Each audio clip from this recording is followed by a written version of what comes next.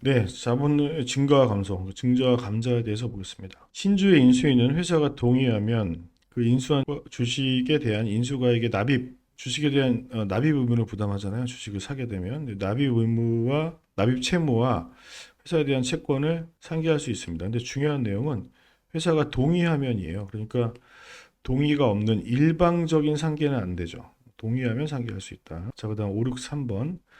정관 또는 이사의 결의로 신주인수권을 양도할 수 있다는 것을 정한 경우. 자, 신주인수권 증서를 발행함을 원칙으로 하고. 왜냐하면 이제 신주인수권 증서의 교부가 인수권을 양도하는 방식이거든요. 자, 이 경우 주주의 청구가 있는 때에만 인수권 증서를 발행할 수 있다는 것을 정할 수 있다. 네, 그러니까요. 둘 중에 하나입니다. 전부한테 발행해 주거나 아니면 청구가 있는 때에만 발행하거나 둘 중에 하나를 결정해야 되는데 여기 보시면 발행사항의 결정이라고 되어 있죠. 그 성립 후에 신주를 발행하는 경우 정관의 규정을 두거나 아니면 이사회가 결정한다. 그러니까 이건 기본적으로 이사의 권한이죠. 자, 그리고 단서에 있는 얘기는 뭐 일반적인 얘기 이런 경우 다른 규정이 있거나 정관의 규정을 두면 주총에서 결정할 수도 있고 결정사항에 보면 이렇게 있는데 일단 중요한 거는 양도할 수 있는 것에 관한 사항. 자, 요걸 정할 수 있거든요. 양도할 수 있는 것에 관한 사항. 요걸 정하면 이제 양도에 대한 방법으로서 인수권 증서를 만들어 줘야 되는 거예요. 자, 이해하셨죠? 그렇죠? 근데 문제는 그럼 이걸 안 정하면 양도를 못 하냐? 그렇지 않죠. 양도를 할 수 있습니다. 근데 이사회가 이걸 결정하지 않았다면은 인수권 증서를 발행하지 않았을 것이고 증서가 없는 상황에서 뭐로 양도하느냐 어떤 방식으로 지명채권 양도 방식에 따른다고 하는 것이죠. 그리고 5호와 관련된 것이 6호입니다. 청구가 있는 때에만 인수권 증서를 발행한다는 것과 청구 기간. 그러니까 이걸 안 정하면은 모두에게 발행을 해줘야 되는 것이고 정하면 청구한 애들한테만 발행하는 것이죠. 자, 564번. 인수권 증서를 상실한 경우 청약서에 의한 청약을 할 수 있으나 얘를 발행하면은 청약을 이걸로 합니다. 이걸로. 근데 이걸 잃어버렸어요. 이걸 발행했는데 그러면 이제 보충적으로 청약서에 의한 청약을 할 수 있는 것이 맞아요. 근데 인수권에 의한 청약이 나타난다. 이게 원칙이었잖아요. 이걸 발행한 상황에서는 그때는 청약서에 의한 청약이 효력을 잃습니다. 자, 이건 무슨 얘기냐면은, 보통 이제 인수권 증서를 상실했으면, 야, 이걸 재발행해가지고 이걸로 청약을 해야 되는 거 아니야? 이렇게 생각하실 수 있죠. 근데 이게 유통기한이 매우 짧습니다. 그렇기 때문에 재발행을 할 수가 없어요. 뭐, 공시최고하고 재발행할 수 있는 그런 시간적인 여유가 없기 때문에 이걸 잃어버리면 기본적으로 청약서로 합니다. 자, 565번. 비상장회사인 A회사는 신주를 발행하였다. 인수인은 납입기일에 전액을 납입하지 않으면 실권 절차 없이 인수인으로서의 권리를 잃는다. 자, 실권은 두 번 등장하는데 일단 청약을 안 하면 실권될 수도 있고 청약을 한 이후에 납입을 안 해도 실권될 수가 있어요. 근데 이 청약을 안 했을 때에는 실권 절차가 있습니다. 이때는 보시는 바와 같이 없고 그 실권 절차라는 거는 최고하고 실권시키는 거죠. 그렇죠? 자, 실권 절차가 없는 부분은 요 부분이라는 거. 납입. 뭐 설립할 때는 다 있지만 설립 후 신주 발행할 때는 요 때는 실권 절차가 있고 요 때는 없다는 거. 이걸 다시 한번 구분해서 잘 기억하시기 바랍니다. 566번. 현물을 출자하려면 설립 시에는 정관의 근거 규정을 두어야 하지만 그렇죠. 변제 설립 사항이니까. 근데 설립 후 신주 발행할 때에는 정관의 근거 규정이 필요한 것은 아닙니다. 다만 이제 검사 절차 같은 건 똑같이 거쳐야죠. 자, 이게 이제 매우 잘 나오는데 정관이나 의사의 결의로 양도에 관한 사항을 결정하지 않았다고 하더라도 전혀 허용되지 않는 것은 아니고 회사가 양도를 승낙하는 경우에는 회사에 대해서 효력이 있다. 그러니까 이렇게 된다는 건 무슨 얘기입니까, 여러분? 말씀드린 것처럼 이 지명채권 양도 방식에 따릅니다. 증서가 없는 상황에서는 368번 보겠습니다. 주주의 신주인수권은 주주가 종래에 가지고 있는 주식수에 비례해서 우선적으로 인수의 배정을 받을 수 있는 권리로서 이 권리의 기본적인 개념은 종래의 주주가 주식수에 비례해서 배정을 받을 수 있는 권리다. 그러니까 주주 배정을 말하고 있는 거죠. 그렇죠?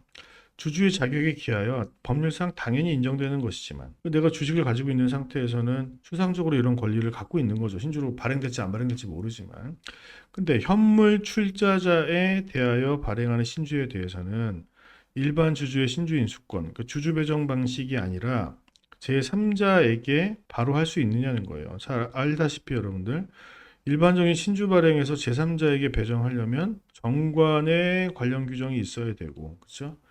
그리고 실질적인 요건으로 규정이 있어야 되고 경영상 목적을 달성하기 위한 경우여야 되잖아요. 근데 현물 출자에 대해서는 이게 미치지 않으니까 제3자한테 바로 이사회가 결정할 수 있는 것이 앞서 말한 정관 규정이나 경영상 목적을 달성하기 위한 경우가 아니어도 되느냐? 네, 그렇습니다.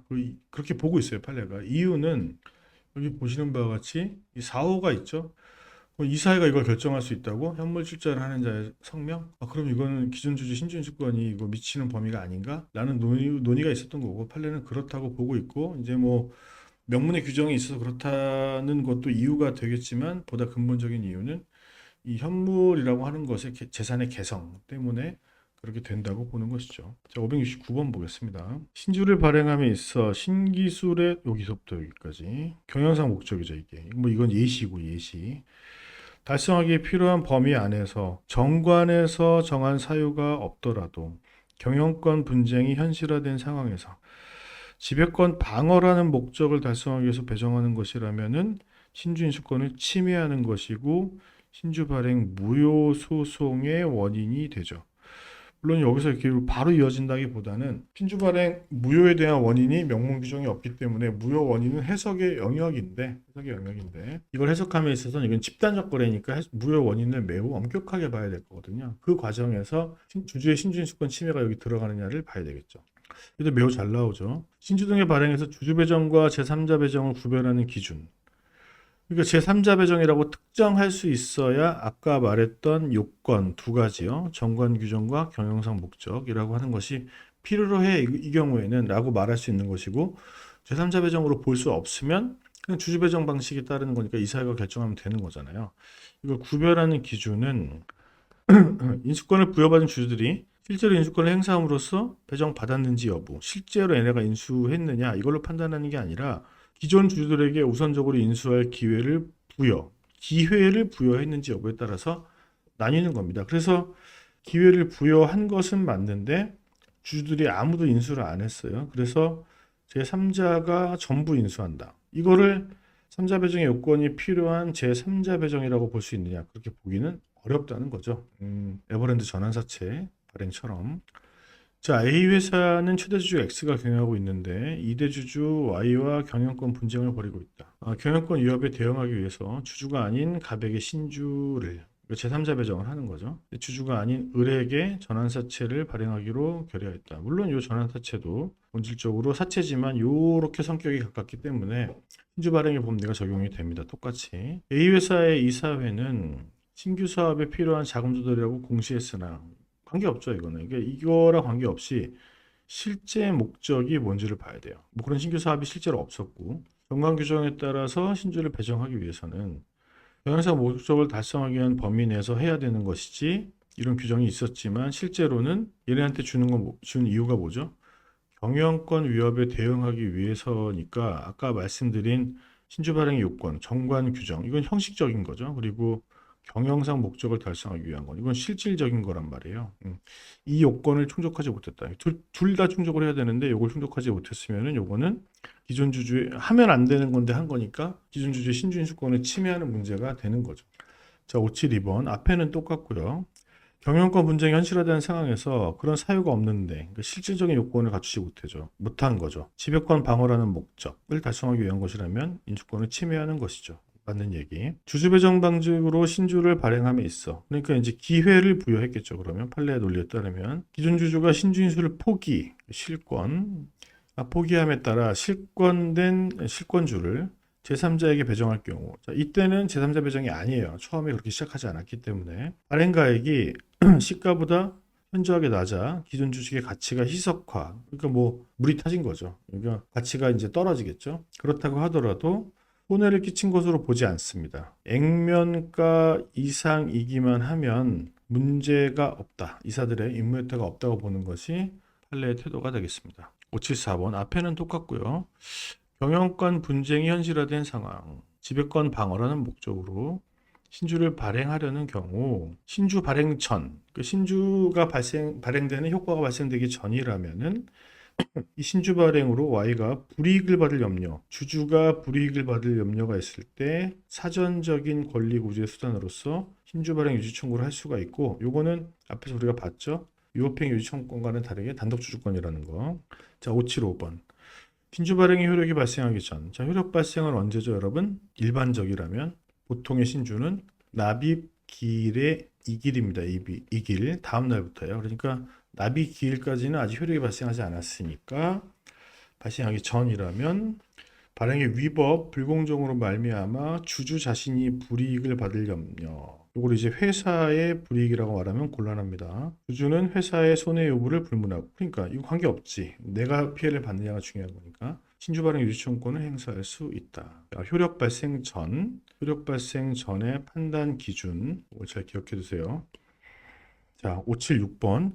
위법행 유지 청구권. 이거 이사한테 행사하는 거잖아요. 이거는 법령 정관 위반만 있거든요. 근데 신주 발행 유지 청구는 요것도 있어요. 현저한 불공정. 맞는 얘기.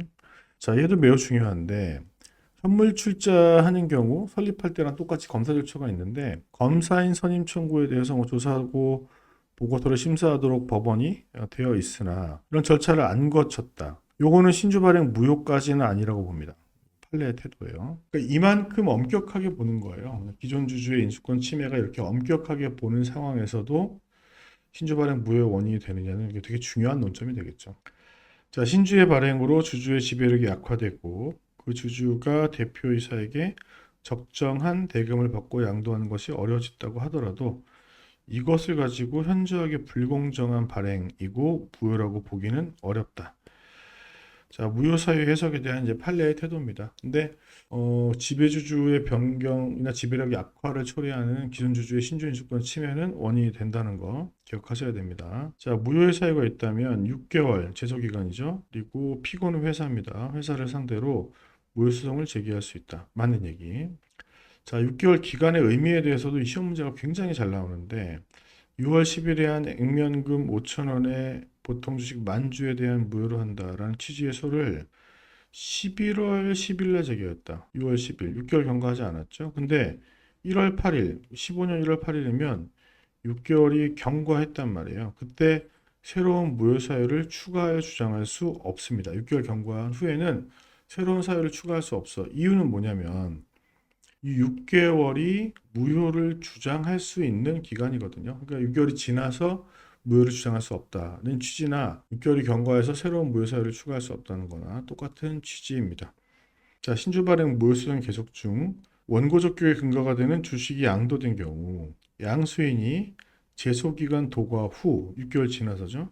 소송에 참가하였더라도 양도인의 소재기 시 제소기간 요건이 충족되었다면 양수인은 소송을 적법하게 승계할 수 있습니다. 그 참가 시점으로 판단하는 게 아니라 최초의 양도인이 제소기간을 준수했느냐 이걸 가지고 판단한다는 거. 자, 582번. 앞엔 똑같네요. 6월 10일, 11월 10일 제기하였다. 소송 계속 중 주식이 병에게 양도되고 명의훼손 절차를 거쳐 승계 참가하는 경우에 소가 제기된 당초에 소급하여 법률상의 기간 준수의 효력이 발생한다. 그렇죠? 최초 소재기 시점을 기준으로 한다는 거 다시 한번 확인하시고요. 자, 그리고 이것도 중요한데 신주 발행에 있어서 절차적, 실체적 하자가 극히 중대한 경우에 무효소송은 이거 형성소송인데 6개월의 제소기간이 있잖아요. 근데 제소기간에 제한이 없는 부존재 확인의 소가 인정이 되냐? 인정이 됩니다. 명문 규정이 없지만 판례는 인정을 하는 거죠. 자, 자본금 감소, 즉 감자에 대해서는 다른 영상으로 다시 찾아뵙겠습니다. 감사합니다.